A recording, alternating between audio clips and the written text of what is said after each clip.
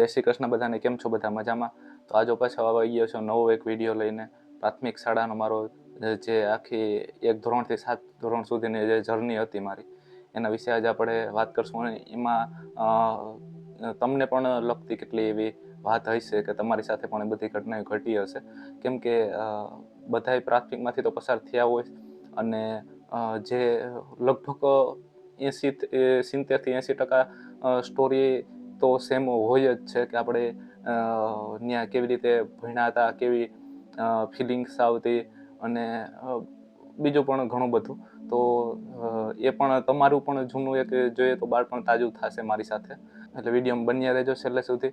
તો ચાલો વિડીયોની શરૂઆત કરીએ. પહેલાં જો તમે ચેનલમાં ન હોય તો ચેનલને સબસ્ક્રાઈબ કરી લેજો, બેલ આઇકન ઓન કરી દેજો એટલે મારા દરેક વિડીયો નોટિફિકેશન તમને મળતા રહે. અને વિડીયો સારો લાગે તો લાઇક કરજો, શેર કરજો, અને કોમેન્ટ કરવાનું ખાસ ભૂલતા નહીં કે વિડીયો તમને કેવો લાગ્યો અને તમારી પણ જૂની યાદો તાજી થઈ કે નહીં. તો ચાલો હવે શરૂઆત કરીએ.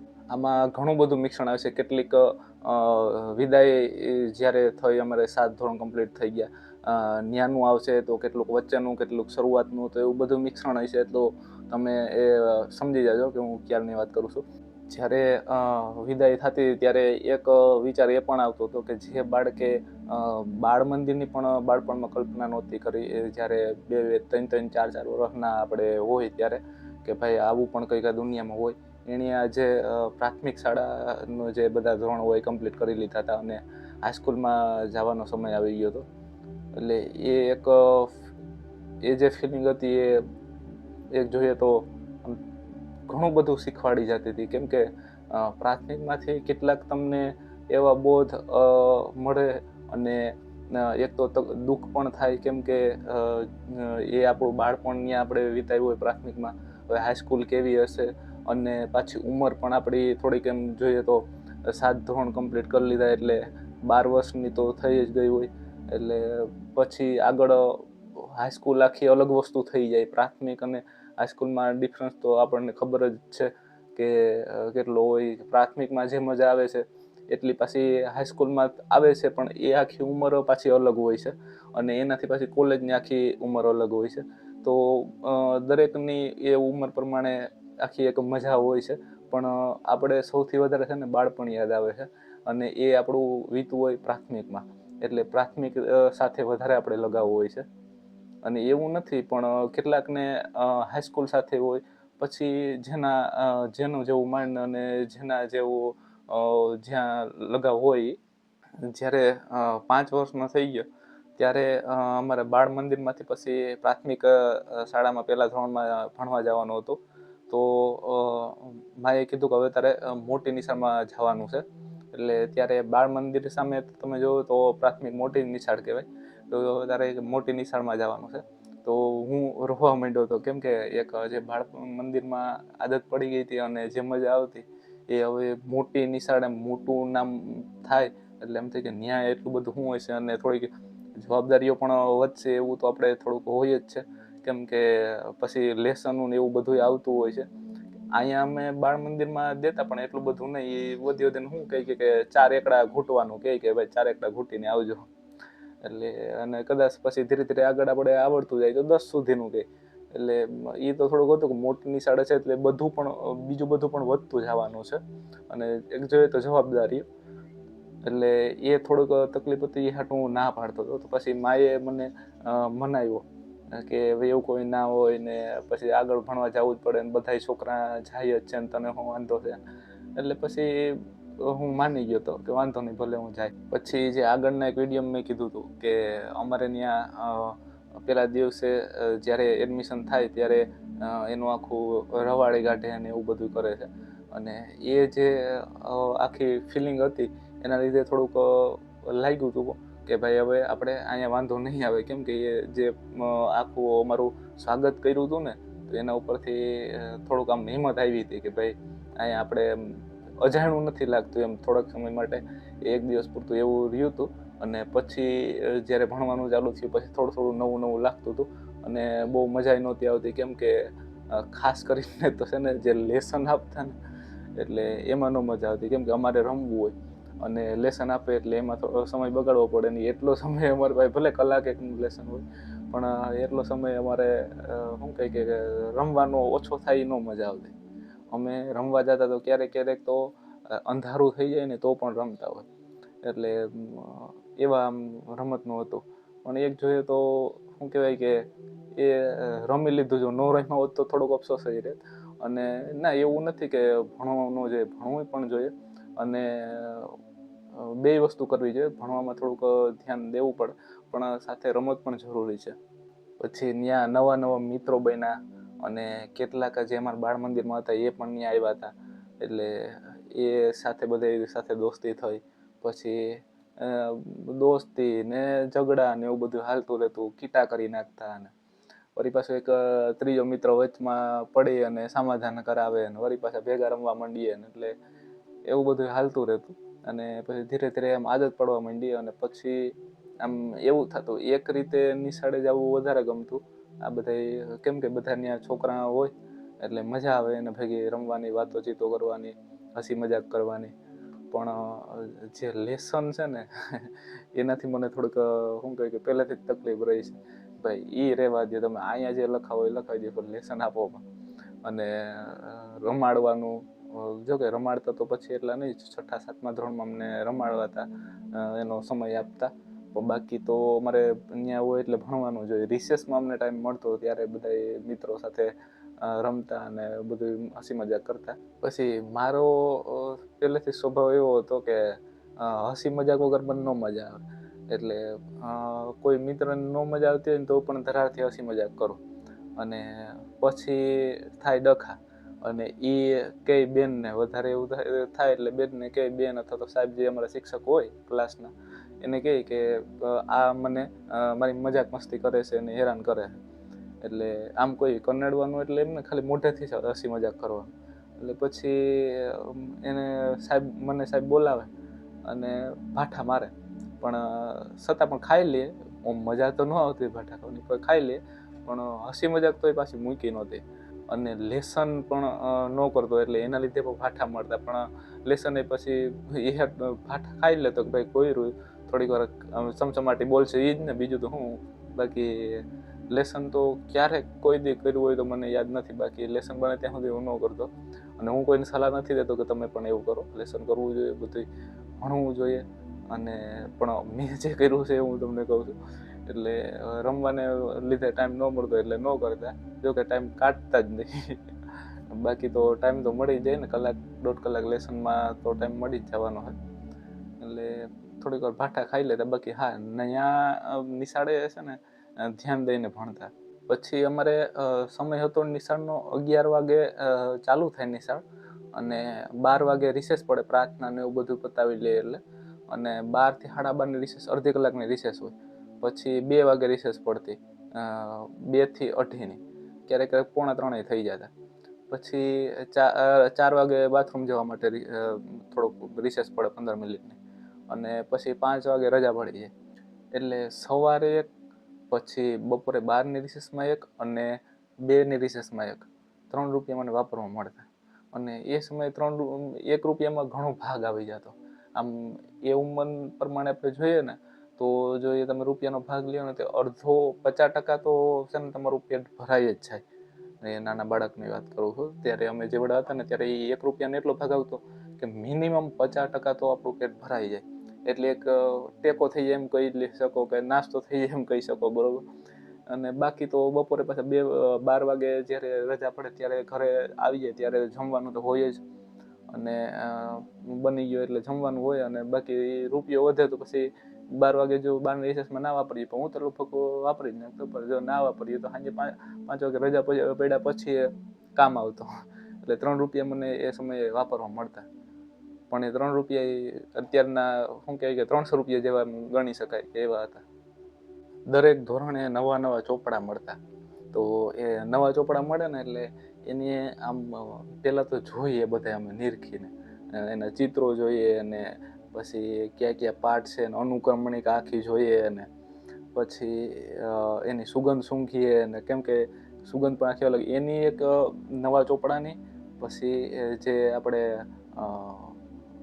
ચેક રબડ અમે કહેતા, મને અંગ્રેજીમાં નામ તો યાદ નથી અને અત્યારે આવતું. એને ચેક રબડ અમે કહેતા, જે આપણે પેન્સિલથી લખીએ ને તો એને ચેકવા માટે. તો એનું નવું લે ને ત્યારે એની સુગંધ સૂંઘતા એમાં પાછા જે કલરના ને ફ્રૂટના એના શેપમાં આવતા ને એની સુગંધ વધારે આવતી અને એ થોડાક મોંઘા આવતા.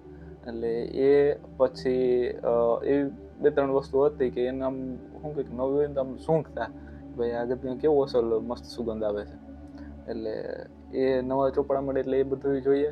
પછી નવા ચોપડા મળે એટલે અમારે શિક્ષક કહે કે તમે આને સાચવીને રાખજો, જેવા છે એવા જ અમને પાછા તમારે આપવાના, કેમ કે સરકારમાંથી નિશાળમાંથી મળતા એટલે એ અમારે આખું વર્ષ વાપરવાના અને પાછા જમા કરાવી દેવાનો. અમારું ધોરણ પૂરું થાય ને એટલે ત્યાં પાછા નિશાળે બધા જેટલા હોય એટલા અને સારી કન્ડિશનમાં જેટલા તમે આપો એટલું વધારે તમને શિક્ષક પણ વખાણ કરે તમારા કે તમારી સાચવણ સારી છે.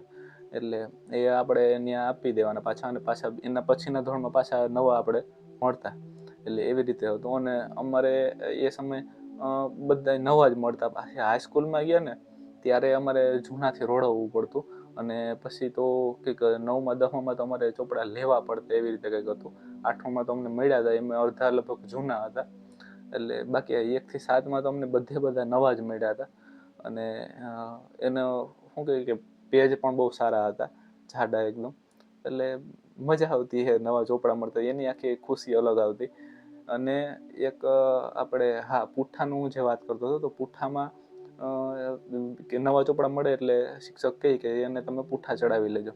હવે જેની કન્ડિશન સારી હોય આર્થિક પરિસ્થિતિ તો એ તો જેના આપણે બુક સ્ટોરે મળે છે ખાકી કલરના એ લગાવી લેતા અને એમાં ગુંદન શીશી લે તો એ લગાવી લે અથવા તો સ્ટેપલરથી એ લગાવી લેતા. અને જેની સ્થિતિ થોડી ખરાબ હોય તો એ છાપા હોય તો છાપા લઈ આવે ને છાપાના પુઠ્ઠા બનાવી દે અને એ લગાવી લેતા. અને જે હું તમને કહું કે જેની સ્થિતિ સારી હોય એ જે ખાકી કલરના પુઠ્ઠા લે એના માટે કેટલાક એની ઉપર સ્ટીકર પણ સાથે લઈ આવતા. સ્ટીકર લગાવી દેતા, એમાં આખો ધોરણ ને નામ ને ઉપર બધું લખેલું આવતું, વિષય કયા વિષય ઉપર છે ને એમ. એટલે એ બધું થતું. પછી અમારે જેવા હોય ને કોઈ નબળી પરિસ્થિતિના તો એ છાપાના પુઠ્ઠા ચડાવતા.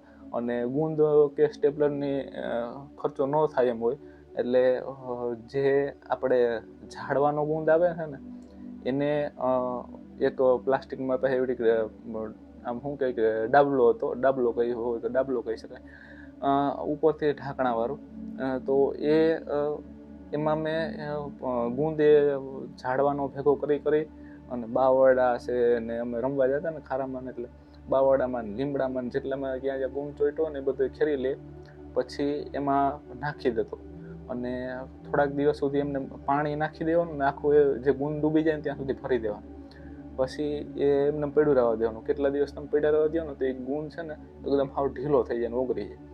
અને પછી છે ને એને ગારી નાખવાનું, કેમ કે જેમાં કદાચ પૂછો હોય કે પછી ઝાડવાની છાલો હોય તો એ બધી એમાં નીકળી જાય. અને પછી જે ગુંદ વધે ને એનો પછી એમાં ઉપયોગ કરતા પુઠ્ઠાને ચોંટાડવામાં. જે હું તમને કહું છું કે છાપા અમે લગાવતા તો એનું સ્ટેપલરનું કંઈ હોય ને પછી ગુંદની શીશી 10-10 રૂપિયાની 20 રૂપિયાની આવતી, પણ એ બહુ ન ખર્ચો કરતા દેતા કેમ કે આર્થિક પરિસ્થિતિ થોડીક નબળી હતી. એટલે પછી આથી અમે રોડવતા, એ એમાં લગાવી દીધા. હા, કાળા થઈ જાય, કાળો ગુંદ હોય ને એટલે કાળા દાગા થઈ જાય, પણ હાલતું એમ. પુઠ્ઠા તો છે એમ, અને પાછું આમ વ્યવસ્થિત પણ આમ જોઈએ તો લાગતું, જો તમે હરખા ગુંદ લગાવી દો દેખાય ને એવી રીતે, એટલે બહુ કંઈ ખબર ન પડે. એટલે હાલતું એમ. પુઠ્ઠું તૂટી જાય ને તો થોડુંક ઓલું થાય તો પાછું માથે ચડાઈ જાય, બહુ વાંધો ન આવે. બાકી એવી રીતે એટલે એમાં રોડવતા. તમારામાંથી કેટલાય મિત્રો એ વસ્તુ કરેલી છે ને તો એ મને કોમેન્ટમાં જણાવજો કે અમે પણ આ વસ્તુ કરતા. પછી અમારે સ્કૂલમાં પ્રવાસ થતો. હું ત્યાં પ્રાથમિકમાં ભણ્યો ત્યાં સુધીમાં લગભગ 4-5 વખત કદાચ પ્રવાસ થયો હોય છે, પણ મને પ્રવાસમાં ન જવા દેતા. એનું કારણ એક તો આર્થિક પરિસ્થિતિ તો નબળી હતી, પણ જો એટલો બધો ચાર્જ નહોતો પ્રવાસમાં, એટલે હાલતું કે ભાઈ હાલો વરસ દિવસે એક વખત જવું પડે તો પણ એ નડે નહીં. એટલે એટલો બધો ચાર્જ નહોતો, પણ એનાથી મોટી તકલીફ એ હતી, પણ એમાં કહેતા નહીં કે એને છે ને મારી ચિંતા વધારે થતી, કેમ કે એકનો એક હતો એટલે મારી ચિંતા વધારે થતી. આંખથી અડગો થવા એ નહોતા દેવા માગતા, ભાઈ અહીંયા રહેવો જોઈએ એમ. એટલે પછી એમ કહેતા કે ના આપણે એટલી કેપેસિટી નથી ને એટલા બધા પૈસા એમાં ના ભરાય ને પ્રવાસમાં નથી જવાનું. હું રોતો જ્યારે પ્રવાસ જવાનું હોય ને અને અગાઉથી બધી જાહેરાત થાય કે ભાઈ જેને પ્રવાસમાં આવવું હોય એ પૈસા જમા કરાવે શિક્ષક કહે. એટલે પછી હું ઘરે વાત કરું ને પછી ઘરેથી ના આવે ભાઈ નથી જવું. એટલે થોડુંક રોતો ને એવું બધું ઘણું બધું થતું, પણ પછી ન મેળ આવતો છેલ્લે ગમે એટલું ધમપછાડા કરતો હતો. એટલે પ્રવાસમાં કોઈ દિવસ ગયો નથી, કેમ કે માને ચિંતા જેટલી થતી. એનું એક દાખલો એ છે કે જ્યાં સુધી હયાત હતા ત્યાં સુધી કોઈ દિવસ મારા સગા સંબંધી મને એકલો રોકાવા જવા નહોતો દીધો. જ્યાં જવું હોય ત્યાં એ સાથે હોય, એકલો ક્યાંય રોકાવા નહીં જવાનું. પછી મને સ્પોર્ટમાં ઇન્ટરેસ્ટ હતો એટલે એના લીધે પછી જે પ્રમાણપત્રો મળતા સ્પોર્ટમાં ભાગ લઈએ એટલે હરેક જગ્યાએ ન મળતા. કેટલીક જગ્યાએ હું ગયો હતો પણ એ કેટલીક જગ્યાએ પ્રમાણપત્રો ન પણ આપતા. અને હાઈસ્કૂલમાં તો પછી એ બંધ જ થઈ ગયું હતું. પહેલી વખત તમે ભાગ લ્યો એટલે ના આપતા. એટલે પ્રાથમિકમાં એક તો સ્પોર્ટમાં ઇન્ટરેસ્ટ હતો, પછી હરીફાઈઓને એવું બહુ વધારે ગમતું. પછી બીજા નંબર ઉપર કે આપણે પ્રમાણપત્રો મળતા. અને ત્રીજા નંબર ઉપર કે ફરવા મળતું, કે આપણે આપણી નિશાળમાંથી બહાર ક્યાંક આમ જઈએ એમ. અને પછી ચોથા નંબર ઉપર કહે ને તો ત્યાં કોઈ દરેક જગ્યાએ નહીં પણ કોઈ જગ્યાએ એ સ્પર્ધા જ્યાં નિશાળમાં રાખી હોય એ સ્પર્ધા પૂરી થાય એટલે ત્યાં પછી નાસ્તાની વ્યવસ્થા હોય. અને એટલે એક જોઈએ તો અમારા નાના એ ઉંમરમાં હતા ત્યારે એ ઉંમર પ્રમાણે જોઈએ તો અમારું પેટ કેવડું વાંચવું, એટલે એક જોઈએ તો નાસ્તો નહીં પણ જમવાની જ વ્યવસ્થા હોય. અને અનલિમિટેડ હોય ને બુફે જેવું હોય આખું. એટલે એ અને પાછું ખાસ કરીને જે છોકરાઓને જીભને સારું લાગે એવી વસ્તુ હોય ને તો એ સમયે નાસ્તામાં એ ત્યાં રાખતા. તો એટલે એ થોડીક એ પણ મજા હતી. એટલે 3-4 કારણો હતા ને એટલે મજા આવતી સ્પર્ધાઓમાં ભાગ લેવાની ને એવું બધું. અને થોડુંક નિશાળમાં પણ શિક્ષકની સામે પણ આમ આવીએ આપણે શું કહેવાય લાઇમલાઇટમાં. અને થાય કે ભાઈ નાના છોકરાએ ઓળખે કે થોડાક છોકરાઓને પણ મોટિવેશન મળે આપણામાંથી. અને છોકરાને પણ આપણા સ્કૂલના બધા ઓળખે કે ભાઈ ના આ વ્યક્તિમાં કંઈક ટેલેન્ટ છે અને આપણે પણ આવું કંઈક કરવું જોઈએ અને થોડુંક એને નજરોમાં પણ આવીએ. એટલે ઘણું બધા એના કારણો હતા. એટલે એ લીધે પણ એમાં અમે ભાગ લીધેલો છે અને મજા આવતી એમાંય. પણ એ પણ હજી એક આગળના વિડીયોમાં મેં બધી વાતો તાજી કરી છે. આમાં આપણે બહુ વધારે કરશું તો વિડીયો થોડોક મોટો બની જશે. પછી મધ્યાહન ભોજન આવતું અમારે દરેક રવિવારે તો રજા હોય, બાકી સોમથી શનિવાર સુધી અમને મધ્યાહન ભોજનમાં અલગ અલગ દરેક દિવસે અલગ અલગ વસ્તુ મળતી. જો કે લગભગ ને એવી રીતે જ હશે. અને એ અમારે એક વિજય સર કરી અને ગામમાંથી આવતા સાયકલ લઈને. પાછળ મોટો બધો ડબરો હોય, લગભગ 20 કિલો માલ સમાઈ જાય ને 20 કિલો, હા 20 કિલો અથવા તો 20 કિલોથી વધારે એવડો ડબ્બો લઈને એ આવતા ગામમાંથી એલ્યુમિનિયમનો. એમાં એ ભર્યું હોય જે વસ્તુ જે જમવાનું હોય ને એને આપેલું આવતું કે તમારે ભાઈ આ મધ્યાહન ભોજનનું પૂરું પાડવાનું બધું. તો એ ત્યાં ગામમાં એના ઘરેથી લઈને આવતા અને સાયકલ લઈને. અને અમારે અહીંયા મધ્યાહન ભોજનમાં કઈ વસ્તુ હતી હું તમને જણાવું. એક તો ખીચડી આવતી. તો મને વાર અને યાદ નથી કે કયા વારે હું આવતું, પણ હું ખાલી જણાવું છું. એક ખીચડી આવતી. ખીચડી તમે લુખી ખાવ ને તો એ ખાધા રાખો. મને હજી એવો સ્વાદ હજી મેં ક્યાંય નથી ખીચડીનો ચાખ્યો જે એ સર બનાવીને આવતા. અને પછી એક દિવસે ખીચડી હોય અને બટેટાનું છાલવાળા બટેટાનું શાક હોય, કટિંગ બટેટા, આખા બટેટાને. એટલે એ રસાવાળું શાક હોય અને ખીચડી હોય. એક દિવસે એ બે વસ્તુ હોય, એક દિવસ ખાલી ખીચડી હોય. પછી એક દિવસે દાળ ઢોકળી હોય. એ દાળ ઢોકળી લગભગ બુધવારે આવતી અને મને બહુ ભાવતી. એટલે મને જો કે એ સર બનાવીને આવતા ને એ જે વસ્તુ બનાવતા ને એ બધી વસ્તુનો સ્વાદ હજી મેં પછી ક્યાંય ચાખ્યો નથી અને એને જેવી મજા ના આવતી. કુદરતી હું એના હાથમાં એ શક્તિ હશે ભગવાન જાણે ને, પણ એ જે વસ્તુ બનાવતા ને એ હું ઘરે કદાચ ભાઈ મારે નથી ખાવું પણ ત્યાં ખાવું એમ. એવી મજા આવતી. આખો આમ સ્વાદ જ આખો અલગ આવતો. પછી એ શનિવારે મમરા આવતા. એટલે મમરામાં પાછું શું થતું કે ઘટતા ક્યારેક ક્યારેક તો, કેમ કે માપે માપે આપતા એ હાટું. બીજી વખત તો મેળ બને ત્યાં સુધી ન આવતો, નકર કેટલીક વસ્તુ છે ને બહુ ન હાલતી ને એ બીજી વખત આપતા. પણ આ જે છે ને મમરા તો હરેક વ્યક્તિ ખાવાના છે, એટલે મમરા પાછું એમાંય થાળીની જરૂર તો મમરામાં ન પડે. એટલે કોઈ કાંઈ આપણે ચોપડાનું પન્નું છે કે છાપાનો કટકો છે એ સીધા લઈને આવી જાય ને બેસી જાય કે હાલો ભાઈ આપી દો, કે આપણે જે રફ નોટ હોય એમાંથી કાપી લે પણ. એટલે એ મમરા બહુ ખાધેલા છે. એમાંય મમરાનું જે ઓલું આપણે શું કહે પિન પેજ કહેતા કે એવું કંઈક કહેતા, જ્યાં થી ઓલા આપણે શું કહે કે પિન મારેલી હોય અને ત્યાંથી આમ શરૂઆત થતી હોય પન્નાની, તો ત્યાંથી આમ પન્નું દોડીએ એટલે આખા બે પન્ના જોઈન્ટ નીકળે. એટલે શું સાઈઝ મોટી થઈ જાય એટલે મમરા વધારે સમાય.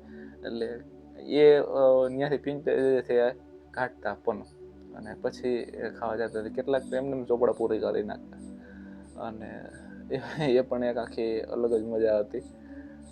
કેટલાક મોનિટરો હતા ને એ બધા છે ને તો એ થાળી નો લઈ હોય અને થાળી લેવા જવાનું આળસ થતું, એટલે પીરસવામાં થોડીક મદદ કરે. અને પછી એ ડબરાનું ઢાંકણું હોય ને એને થાળી બનાવીને એમાં 2-3 જણા બેસી જાય. એટલે એવી રીતે પણ કેટલાક જે મોનિટરો ને એ બધા હતા એ એવી રીતે કરતા. પછી નિશાળ પાસે એક વિડીયો ગેમની દુકાન હતી, ત્યાં આપણે મારિયોનું હતું, પછી એક સેગાનું હતું, પછી હતું સેગાનું આપણે 6 બટન 1 પાઉચ વાળું આવતું એ, પછી હતું પ્લેસ્ટેશન 1, પ્લેસ્ટેશન 2, ત્યારે 2 લેટેસ્ટમાં લેટેસ્ટ 2 આવ્યું હતું. એટલે એ ચારેય ત્યાં હતા અને ત્યારે અમે ત્યાં રમવા જતા. એકમાં મારિયાવાળામાં ₹15, પછી જે સેગાવાળું છે એમાં ₹10, પછી પ્લેસ્ટેશન 1માં ₹2.15 અને પ્લેસ્ટેશન 2માં કંઈક લગભગ ₹5.15 કાંઈ એમ કંઈક આવતું. એટલે ત્યારે હું ત્યાં, અને પ્લેસ્ટેશન 2માં એક વખત જ ખાલી રમ્યો હતો, કેમ કે ₹5 બહુ મોટી રકમ થઈ જાય હતી. 1માં પણ રમ્યો હતો પણ એમાં પણ બહુ ઓછી વખત રમ્યો હતો, લગભગ 2-3 વખત માન રમ્યો હોય છે. બાકી સેગામમાં વધારે રમતા ₹10 વાળી. અને મારિયો તો એ બધી નોર્મલ વસ્તુ લાગતી ત્યારે, કેમ કે પ્લેસ્ટેશન 2 સુધી પહોંચી ગયા હતા. અને એ 2ના ગ્રાફિક પણ ત્યારે એવા લેટેસ્ટ લાગતા ને કે આમ વાત પૂછોમાં. અત્યારે જે PS5 આવ્યું છે ને એના જેવા ગ્રાફિક લાગતા ત્યારે એ સમયે જ્યારે એ નવું આવ્યું હતું ને જોયું હતું ને પહેલી વખત ત્યારે. બાકી અત્યારે તમે એ જોવો એના ગ્રાફિક 2ના, તો એ તમને આ 5ના જોયા હોય તો એ તમને જરાય ગમે જ ને, એમ થાય કે આ બહુ વર્ષો પહેલાનું સિસ્ટમ છે આખી બધી ગ્રાફિકો. એટલે જાણે બ્લેક એન્ડ વ્હાઈટ સામે કેમ કલર આવી ગયો હોય એના જેવું લાગે. એટલે ત્યારે એ વસ્તુ બહુ લેટેસ્ટ હતી અને બહુ મજા આવતી. ત્યાં અમે જોવા જતા ટાઈમ કાઢવા. પછી એક નાસ્તાની દુકાન હતી એક બેનની, અને એક બેન છે ને રેકડી લઈને આવતા. તો જે દુકાનવાળા હતા ને એ થોડાક મોંઘા હતા, એટલે એની પાસે છોકરા ઓછા જ હતા, કેમ કે છોકરાઓને તો એમ જ કે આપણે રૂપિયામાં કેટલી વસ્તુ વધારે મળે છે એ જોવાનું, એટલે એ હાટું ત્યાં થોડાક ઓછા જ હતા. પછી બીજા ધોરણમાં મેં અને મારા મિત્રએ એક નાટક કર્યું હતું. એ લગભગ મારું એક જ મેં પ્રાથમિક શાળામાં નાટક કર્યું હતું, અને એ એક જ હતું બીજા ધોરણમાં. વરુ અને ઘેટું પાઠે આવતો, જેને એ સમયના હશે એને જો યાદ હોય છે. મને એટલું બધું યાદ નથી પણ થોડું થોડું યાદ છે. એટલે એ કાંઈક એનો જે ગોવાળ હોય ને ઘેટાના ટોળાનો, એ કંઈક એનો એક ઘેટું બહાર રહી ગયું હોય, ભૂલાઈ ગયું હોય, ચરવા ગયા હોય ત્યાં, એવું કંઈક એમાં આવતું. પછી એ વરુ હોય ને એ પછી એને ખાવા આવતું ને, એટલે શિકાર કરવા, અને પછી એ બધું આખું એના ઉપર આખી ઘટના હતી. એટલે હું વરુ બન્યો હતો અને સામે મારો મિત્ર હતો એ ઘેટું બન્યો હતો. અને એ સમયે અમે બીજા ધોરણમાં પાઠ આવતો અને બીજા ધોરણમાં એ નાટક કર્યું હતું. એટલે એ થોડીક અટાણે એટલીક યાદો છે. એ ખાલી કહું છું, બહુ તો વધારે મને અટાણે એ સમયનું બહુ યાદ નથી. લેસનની બાબતમાં છે ને તાનાશાહી જેવું લાગતું. નિશાળમાં શિક્ષક લેસન કરાવે, ભાઈ આ લેસન તમારે કરવું જોઈએ, અને પછી ઘરેથી પણ કેટલુંક લેસન કરાવીને આવવાનું કહેતા ને, તો તાનાશાહી જેવું લાગતું. ને પછી રમવાનું કહેતા ને ત્યારે એમ થાય કે લોકશાહી છે. એટલે એ પણ આખી અલગ જ શું કે મજા હતી, ઓલું શું કે મજા આવે, ક્યારેક સજાય મળે, મજાને લીધે સજાય ભોગવી લેતા, એવું બધું આખું હતું. પછી પ્રાથમિકમાં નાના નાના તહેવારો હોય ને એમાં પણ રજા મળતી, કે હાલો ભાઈ આ નાનો એવો તહેવાર આવ્યો તો હાલો ભાઈ એની રજા, હાલો ફલાણો તહેવાર તો એની રજા. મોટા મોટા તહેવારોનું તો હોય જ. હાઈસ્કૂલ અને કોલેજમાં એ એટલી બધી રજા ન મળતી, એમાં મોટા મોટા જે તહેવારો હોય એની જ રજા મળતી.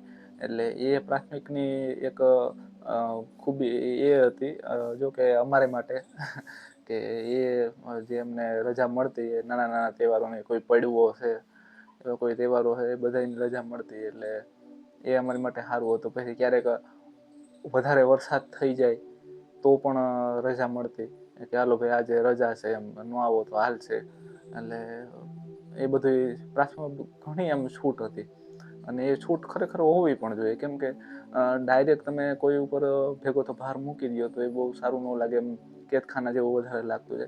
થોડું થોડું તમારે છૂટ પણ મૂકવી પડે. અને પછી ભલે આમ સમજદાર થાય પછી તો એ બધું ધીરે ધીરે દુનિયાની ભાન થતી જાય, પછી તો એ થોડુંક સહન શક્તિ પણ વધતી જાય, કેમ કે ઉંમરની સાથે. એટલે એ પણ એ ઉંમર પ્રમાણે એટલું પણ થોડુંક વધારે લાગતું, અને એ તો શિક્ષકો પણ સમજતા હોય. એટલે એ માટે જે રજાઈઓ મળતી બહુ મજા આવતી. આમ થતું નહીં, આમ લગભગ સમજે ને 365 દિવસમાં અમે 300 દિવસમાં ભણવા લગભગ નહીં જતા હોય. રજાઈઓ સારી એવી મળતી, રવિવારની તો હોય જ છે, અને પાછી નાના મોટા તહેવારોની, અને ચોમાસામાં ક્યારેક બહુ વરસાદ થઈ જાય તો એટલે એમ જોઈએ તો 300 દિવસ પણ અમે લગભગ ભણવા ના જતા. એટલે એવું બધું હતું ને, એક મજા જ હતી આખી અલગ. પછી પરીક્ષાનો જે આપણે દુઃખ હોય એની પાછળ પાછી વેકેશનની ખુશી હોય. એક રીતે જોઈએ તો ભણતર છે બાળકની ફરજ છે અને જવાબદારી પણ છે, અને એમાં પણ આપણે કેવી કેવી મજા કરતા ન. જોકે જવાબદારી અને ફરજ અત્યારે પણ છે, હા વધી ગઈ છે, કેમ કે ઉંમરની સાથે વધવાની જ છે, છતાં પણ આપણે એટલા બધા ખુશ નથી રહેતા જે એ સમયમાં રહેતા આપણે. તો જવાબદારીની ફરજ એ ઉંમર પ્રમાણે તો એટલી જ હતી જે અત્યારે જેટલી છે, કેમ કે અત્યારે ઉંમર વધવાની સાથે પણ આપણું માઇન્ડ પણ એટલું વિકસિત થયું હોય, અને ફરજ અને જવાબદારી પણ વધ્યું હોય. પણ એ ઉંમર પ્રમાણે જો કે એ આપણી એટલી જ લાગતી, પણ આપણે એટલું ધ્યાન ન દેતા. જીવન હતું એ આપણે વધારે યાદ આવે છે, કે ભાઈ આપણે ત્યારે હતું જે ભણવું ને એવું બધું, તો એમાં આપણે હોશિયાર થવું, પછી બીજા કોઈ ઘણું બધું હતું, પણ એ ત્યારે એટલું આપણે ઇગ્નોર કરતા. એટલે જેટલું થોડુંક ઇગ્નોર કરો, હા જવાબદારીઓ એને કેટલીક જવાબદારીને આપણે ઇગ્નોર, હું નથી કહેતો કે જવાબદારીને આપણે ઇગ્નોર કરીએ, ટેન્શન લીધા રાખવાથી કે એનો હલ નથી નીકળવાનો, એના ઉપર આપણે કામ કરતું રહેવું જોઈએ. અત્યારે આ જવાબદારીઓને કારણે માણસ વધારે ટેન્શન લઈ લે છે, એના લીધે પછી ડિપ્રેશનમાં પણ આવી જાય છે, અને એના લીધે કેટલાક અવળા રસ્તા પણ લઈ લે છે. એટલે કે અવળા રસ્તા તો લઈ જ છે, અને બીજા અવળા રસ્તા એ કે કોઈ વ્યસનની લત લગાવી લે છે, કે ભાઈ આપણે આનાથી ખુશી મળે છે, બરોબર, કંઈ પણ ટેન્શન હોય એટલે આ વ્યસન કરી લેવાનું. દાખલા તરીકે દારૂ છે તો હાલો ભાઈ આપણે આ પી લઈએ એટલે નીંદર આવી જાય, ટેન્શન ફ્રી રહે, પણ એ ક્યાં સુધી? જ્યાં સુધી એનો અસર રહે ત્યાં સુધી. એટલે એ એક જોઈએ તો ટેન્શન તો ન ગયું, પણ આ બીજી આપણે એક ટેન્શન ઊભી કરી લીધી વ્યસનને નામની. પછી જે ઓલું ટેન્શન તો હતું એ હતું, પણ આ જેની લત આપણે જે વ્યસનની લાગી ગઈ છે એ ન મળે ને તો એનું પાછું બીજું ટેન્શન આવે એ નોખું, એટલે ટેન્શન ડબલ કર્યું કહેવાય. કોઈ કોઈ દિવસ એવા આવતા કે 5 વાગ્યાની વાટ જોતા હોય, કે ભાઈ હાલો 5 વાગે જલ્દી વાગી જાય ને તો આ જેલમાંથી છુટકારો થાય. ક્યારેક ક્યારેક નિશાળે જેલ લાગતી, અને જે શિક્ષકો છે એ એના અધિકારીઓ, કે ભાઈ આ બધા અધિકારીઓ છે ને અમે બિચારા કેદીઓ છે, અને અમારા ઉપર આ ખોટી રીતે ત્રાસ થાય છે એવું લાગતું. અને શિક્ષકની દ્રષ્ટિએ જોઈએ ને તો એ પણ એની રીતે સાચા છે, કે ભાઈ અમે ત્રાસવાદીઓ હતા એક રીતે જોઈએ તો શિક્ષકની દ્રષ્ટિએ, કે ભાઈ શું કહે કે એટલા બધાને સાચવવા, આપણે ઘરે કેટલા તોફાન કરતા એ તો ખબર જ છે, પણ આ તો બધા એટલા બધા છોકરાને એ પણ એક જ વ્યક્તિએ સાચવવા, એટલે બહુ અઘરી વસ્તુ થઈ જાય. અને અમે પાછા શું કહે કે હખણા તો રહીએ નહીં, કાંઈક ને કાંઈક એ ન કરવાનું કરતા હોય, એટલે એ બધું એક જોઈએ તો એને ત્રાસવાદી જ કહેવાય. એ ખરેખર શિક્ષકોને ધન્યવાદ દેવો જોઈએ કે આ એટલા બધાને સંભાળી, એટલા બધાનું હેન્ડલિંગ કરે અને એની સાથે પણ એને ભણાવવાનું પાછું.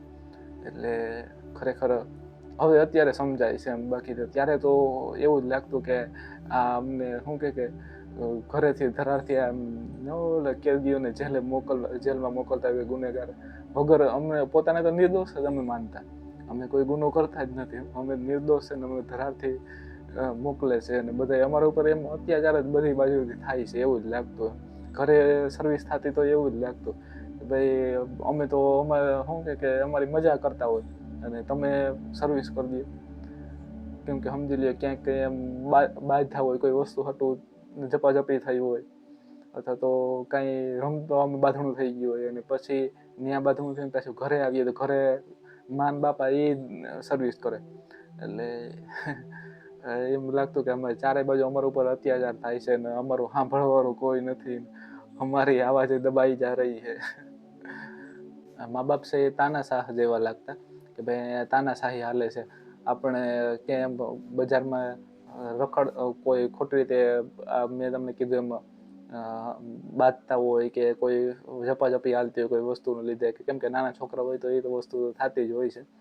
તો એક તો ન્યાય આ બધી સર્વિસ થાય ને પાછા એ મારે એટલે એમ તાનાશાહી જેવો લાગે. પાછા નિશાળે ધરારથી નિશાળે મોકલે એટલે એ થોડુંક તાનાશાહી જેવું. સૌથી વધારે મજા રેઢા રખડવામાં આવતી, એ પણ એની નજરે ન ચડવાનું. એમ કે જાતા હોય ને એટલે આમ છેટેથી ગલીમાં બાપા કે કોઈ દેખાય જાય ને માં કે એટલે ગલી ફેરવી નાખવાની, અમે એને સામે નહીં આવવાનું.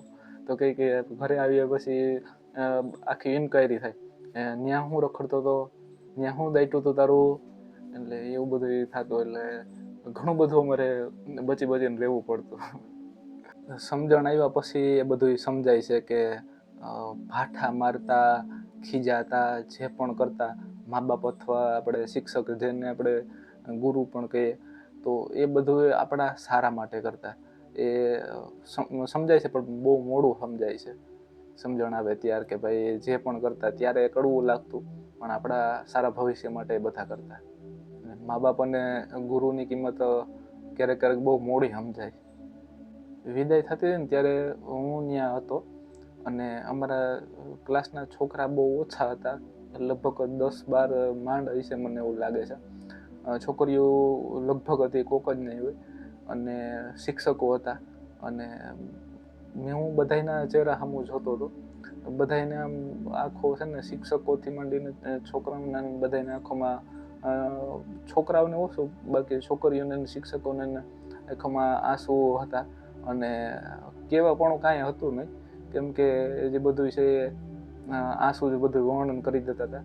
અને એનો પાછો હવે કોઈ શું કહે કે રસ્તો નહોતો. જે વસ્તુ એક થવાની છે, જે વસ્તુ તમારે છોડવાની છે એ તો છોડવાની જ છે. પ્રાથમિકમાંથી હવે તમારે ફરજિયાત હાઈસ્કૂલમાં જવું જ પડે.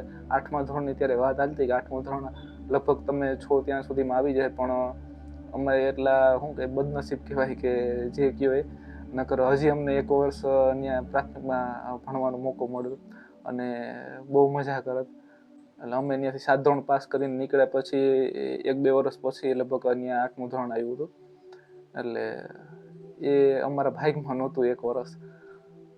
કેટલીક બાબતમાં જ્યાં જેટલી વધારે ખુશી મળી હોય ને એટલા જ એ આંસુ ત્યાંથી નીકળે.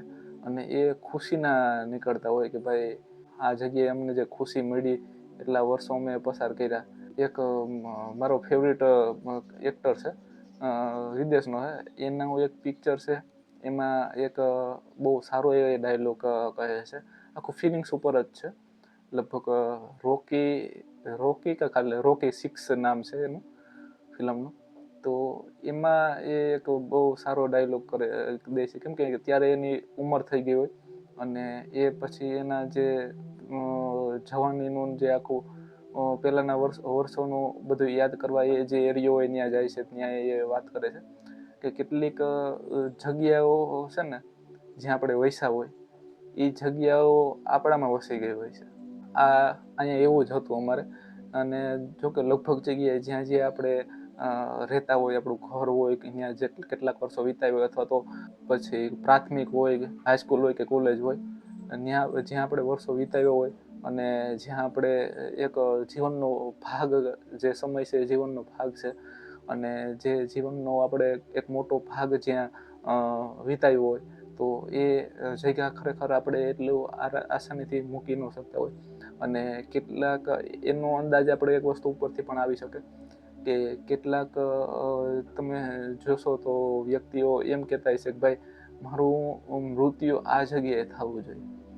એટલે એનું મૃત્યુ કોઈને વહાલું ન લગતું હોય, પણ છતાં પણ જો આવવાનું જ છે તો મને અહીંયા મળે, તો એ જગ્યા એના માટે કેટલી સારી હશે, એની માટે લાગણી વાળી હશે કે ભાઈ હું અહીંયા મરીને તો મને સંતોષ મળશે, હું ખુશી ખુશીથી મરી ગયા, કે ભાઈ મારું મોત પણ આ જગ્યાએ થવું જોઈએ. એટલે કેટલીક જગ્યા હોય ને એ હરેક વ્યક્તિ માટે એટલી નથી હોતી કે ભાઈ મારી માટે જે જગ્યા મને જે પસંદ છે એ તમારી માટે તમને પણ એટલી પસંદ હોવી જોઈએ, એવું નથી હોતું. અને મને પસંદ છે એ હું જ સમજી શકું છું, એ પછી તમે બીજો સમજી શકે તો આપણે જેટલું ન સમજી શકે. આ કોઈ વ્યક્તિ હોય દુનિયામાં કે એ સમજી શકતો હોય કે ભાઈ આના માટે આ વસ્તુ કેટલી ઇમ્પોર્ટન્ટ છે. અને સમજવું એટલે હું જે સમજવાની વાત કરું છું એ અંદરથી એમ ફીલ થવાની વાત છે કે જે હું ફીલ કરી શકું છું ને એ સામેવાળો વ્યક્તિ પણ એટલું ફીલ કરી શકવું જોઈએ, તો એ સમજી શકે વધારે સારી રીતે. બાકી આમ જોઈને તો કહી શકે કે હા ભાઈ આના માટે આને આ જગ્યા બહુ વહાલી છે, તો એ હું સમજી શકું છું. એને અંદરથી ફીલ થવાનું કહું છું કે જે હું ફીલ કરી શકું એની જગ્યા માટે એ સામેવાળો વ્યક્તિ કરી શકે. બહુ એવા ઓછા લોકો હોય છે દુનિયામાં. પછી કેટલીક એવી વસ્તુઓ હોય છે કે જેની સાથે આપણો લગાવ હોય છે, તો એ આપણા માટે જેટલી કિંમતી હોય ને એવું જરૂરી નથી કે બીજા વ્યક્તિ માટે પણ હોય, અને એ સમજી પણ શકે. હા, મેં તમને કીધું ને એમ કોક દુનિયામાં હોય એવા માણસ કે એ સમજી શકતા હોય, બાકી બહુ ઓછા હોય. ગણ્યા ગાંઠા 100માંથી એક પણ ન હોય એવી રીતે. એમ સમજી લ્યો ને કદાચ હજારો લાખોમાં એક હોય એવી રીતે કહી શકાય કે ભાઈ એટલું આપણે જેટલું ફીલ કરીએ એટલી ફીલથી સમજી શકતું હોય. જીવનમાં આવા કેટલાક પડાવો છે ને એ એક જ વખત આવતા હોય છે. દાખલા તરીકે જો અમે 7મું ધોરણ કમ્પ્લીટ કરી લીધું, વિદાય થઈ ગઈ, પછી પાછા અમે ક્યારેય ત્યાં 1 થી 7 ધોરણ ભણવા કે 7મું ધોરણ ભણવા અમે પાછા આવવાના નથી, કે પાછી અમારે ત્યાંથી વિદાય થવાનું નથી. પછી 8 થી 12 હાઈસ્કૂલમાં રહેવાના છે, અને ત્યાં પછી અમારે એટલું બધું કંઈ વિદાયનું હતું નહીં ત્યાં હાઈસ્કૂલમાં. હા, કેટલીક નિશાળોમાં હશે, તો એ વસ્તુ પાછી આખી અલગ થઈ જાય છે. એટલે આવા જે જીવનના પડાવ છે જે સમયની સાથે એક જ વખત આવતા હોય છે, એટલે એને જો હૃદય ભરીને આપણે જીવી લઈએ ને તો એ હંમેશા માટેની એક યાદ બની જાય છે. કેટલાક ક્લાસમેટ એ પ્રાથમિકમાં ભણતા એમાંથી અત્યારે આ દુનિયામાં નથી, તો એનું પણ એક દુઃખ છે. ભગવાન એના આત્માને શાંતિ આપે. બધે જિંદગીના ખેલ છે. ક્યારેક આ બધું થોડુંક જૂનું યાદ કરીએ ને ત્યારે કેટલીક ઘટનાઓની આમ ખુશી મળે છે, કેટલીક યાદોની, અને કેટલીકથી તકલીફ પણ થતી હોય છે. ક્યારેક વિચારીએ ને તો એવું લાગે કે જિંદગી છે ને એક એવું જ્યુસ છે કે જેમાં કડવું અને મીઠું બેય સ્વાદ એકમાં જ છે. એટલે સુખ દુઃખ જેને આપણે કહી શકીએ, આવતું જતું રહેવાનું છે. એ બાળપણના આપણે એક જોઈએ તો દુશ્મન તો ન કહેવાય, પણ આલો ખાલી આમ કેવા પૂરતો શબ્દ વાપરીએ તો જેની સાથે આપણે ઝઘડા કરતા, દુશ્મન પણ હવે અત્યારે દોસ્ત લાગે છે. અને વસ્તુના ગયા પછી જેની કિંમત વધારે સમજાય છે. ત્યારે જે બધું ધીંગ મસ્તી જે કરતા, જે ભાટા ખાતા, ત્યારે એકબીજા ઉપર ભલે થોડી વાર પૂરતી પણ એ બાંધતા ત્યાં સુધી ખીજ રાખતા ને એવું બધું કરતા. ભાઈ અત્યારે મિત્ર સામે મળે તો બેઠકનો આમ હરખ થાય છે. ભલે બાદ નાના હોય ત્યારે ગમે એટલા આપણે બાંધ્યા હોય, ઝઘડો કર્યો હોય, પાછા મિત્ર બન્યા હોય, પણ અત્યારે હવે એ વ્યક્તિઓ કેટલાય કાં તો બીજે વયા ગયા હોય રહેવા માટે, અને કાં તો પછી એના કામમાં હોય, એક નવી જિંદગી એની શરૂઆત થઈ ગઈ હોય. એટલે કે જે આપણે લગ્ન જીવન આપણે કહીએ તો લગ્ન પછી એક આખી નવી દુનિયા જ એની ઊભી થઈ ગઈ હોય. એટલે બધાય પોતપોતાના જીવનમાં મસ્ત હોય, અને પછી તો ક્યારે મળીએ એનું કંઈ બહુ નક્કી નથી હોતું. અને મળીએ તો ત્યારે ઘણું બધું આમ યાદ આવે છે, અને ઘણું બધું કેવું પણ હોય છે. પણ પછી કેટલોક સમયનો અભાવ, કેટલુંક પછી આ જીવનના કામકાજ કે જેને આપણે કરવા પડતા હોય, ફરજ જે બધી હોય, આપણે ઘણી બધી ફરજો પછી આવી જાય છે એક નવા જીવનની શરૂઆતની સાથે. તો એમાં આપણે એટલા ગૂંચવાઈ જઈએ છીએ કે સમય નથી મળતો એટલો બધો આપણને, પોતાના માટે પણ નહીં, કાઢવો પડે છે એમ કહી શકાય. અત્યારે એ બધી સોનેરી યાદો નજર સામે આવે છે, પણ યાદ એક ક્ષણની જ આવે કે જેને આપણે જીવ્યા હોય, જે પસાર કરી હોય એની એટલી યાદ નથી આવતી. આ 7 વર્ષ પ્રાથમિકના એવા હતા કે આ 7 વર્ષનો જે જાણે એક જન્મ હતો, અને એ 7 વર્ષની જ એક દુનિયા હતી, અને હવે વિદાયના રૂપમાં મોત વાટ જોઈને બેઠી હોય એવું લાગતું હતું જ્યારે વિદાય થતી હતી ને ત્યારે.